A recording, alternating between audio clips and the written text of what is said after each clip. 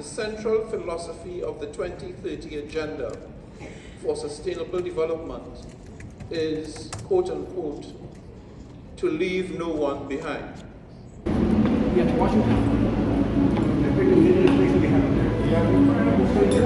Yeah. Well, beautiful, big, gigantic, you know? And so I tell them, hey, it's beautiful. When did you do it? 20 years ago or something like that. Yeah. Wow.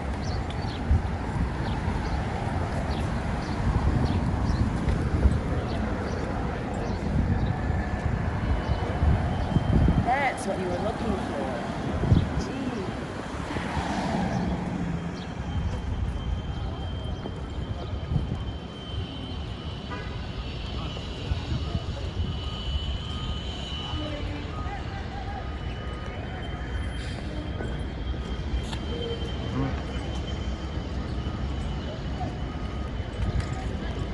Trabajo, ¿no? De acompañar a los líderes de las comunidades para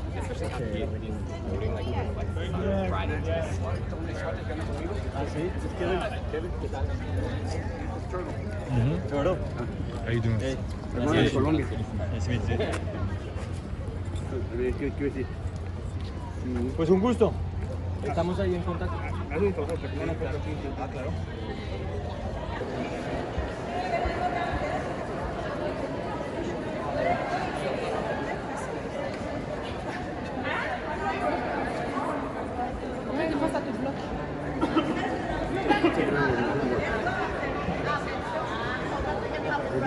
This way.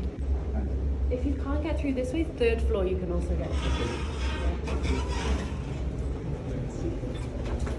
We should have tried this, man, before you guys had those special.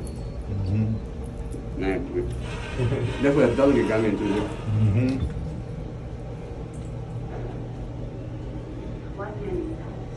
Third floor. I know. Let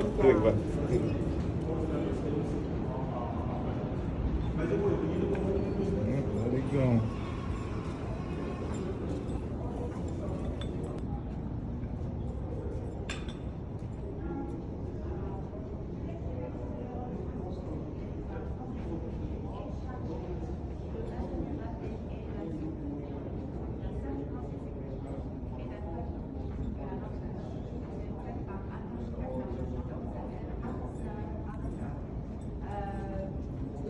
I was waiting to see the grain.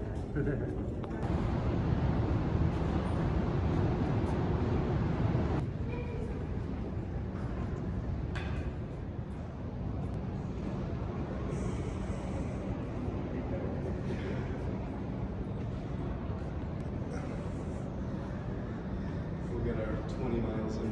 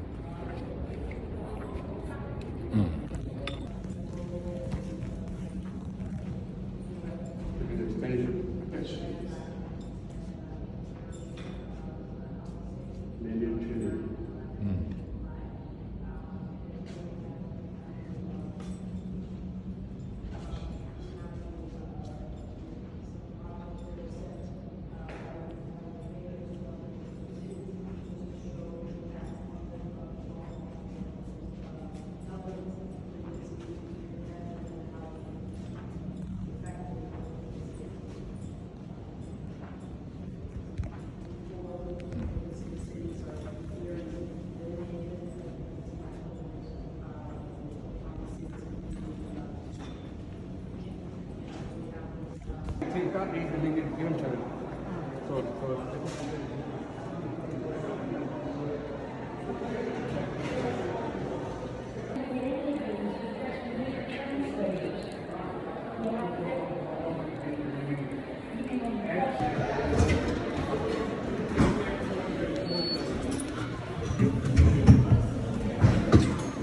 Hey, Laura, So some guy went online today and said he called the secretary of the Sandhill, right? Said he called the secretary of the Sandhill and asked about me, and they said they never heard of me, and that I must be a Cherokee freedman.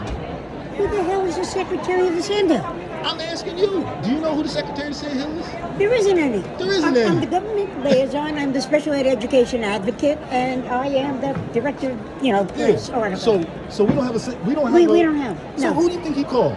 I have no idea. Probably made it up, right? Yep. Probably made it up. Yeah. Okay. The Australian government focuses on real and sustainable progress, achieved in partnership with First Nations residents. Australia has major initiatives underway in our priority areas, thus making progress depends on listening to people and communities. What can we learn from each other's experiences? How do we ensure effective participation of Indigenous peoples in the work of the United Nations system, so that their voices are always heard? And crucially, how do we ensure that our national, regional, and global endeavors align with the objectives of the United Nations Declaration on the Rights of Indigenous Peoples? Excellencies, the central philosophy of the 2030 Agenda for Sustainable Development is, quote unquote, to leave no one behind. To that end, it urges us to pay special attention to vulnerable communities, those who are most susceptible to being marginalized, left out, and indeed left back. We will have failed dismally to achieve the SDGs if we overlook the plight of Indigenous peoples or neglect to uphold their rights and dignity, and moreover, to promote their well-being. Furthermore, we must acknowledge how these challenges intersect with the various gendered forms of discrimination and barriers encountered especially by Indigenous women and girls. Accordingly, not only must we ensure that Indigenous women and girls are protected from violence, they must also be guaranteed equal access to quality education, healthcare, and economic resources, including land and natural resources. We have much to learn from Indigenous peoples who have long proven themselves to be responsible custodians of the natural resources of the planet, and who thankfully preserve 80% of the world's remaining biodiversity. For instance, the integration of traditional Indigenous knowledge and innovations into agricultural and forestry practices can offer far-reaching benefits to us all, including combating climate change and food insecurity, and preventing desertification and land degradation. Building on the long-standing contribution to sustainability by Indigenous communities around the world, we all have a collective responsibility to ensure our actions do not damage the ecosystems that the Indigenous peoples in particular depend on, as do we. Excellencies, Indigenous youth have also become increasingly proactive in asserting their rights and in addressing some of humanity's most urgent issues, including the existential threat posed by climate change. While actively supporting their endeavors, we must also recognize their distinct challenges. One such challenge of great significance is preserving their Indigenous heritage, language, and knowledge, as inevitably they are caught in an unending struggle to navigate between modernity and tradition. To enable them to benefit from both worlds, we must readapt our educational curricula to incorporate Indigenous knowledge, celebrating our cultural diversity and our shared human heritage. Concurrently, we must also uphold the commitments we made at the General Assembly's launch of the International Decade of Indigenous Languages in 2022, highlighting the urgent need to preserve, revitalize, and promote indigenous languages, given the rapid pace at which they are disappearing. Excellencies, this Wednesday, I will convene a high-level event to commemorate the 10th anniversary of the World Conference on Indigenous Peoples. I trust that the level of attendance will be robust.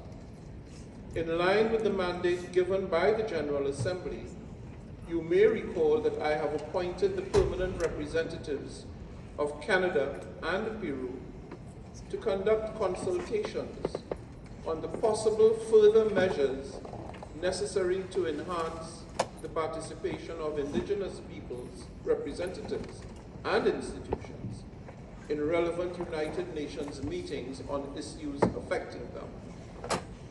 They will be assisted by 2 advisors representing you, the Indigenous peoples, who have been identified through the normal process and whose appointment I have recently announced. I have full confidence that with the support of the advisors, the co-facilitators will build on the progress achieved during previous sessions and the outcomes of the 3 hearings convened by my predecessors. There is no doubt that meaningful participation of Indigenous peoples in the work of the United Nations is necessary for the realization of sustainable development for all. You deserve to have your voices heard and indeed heeded. I therefore encourage you to actively engage in this process and trust that you will extend your full support and cooperation to the co-facilitators and advisors. I wish you fruitful discussions during this important and timely forum as we also prepare for the Summit of the Future in September. I thank you.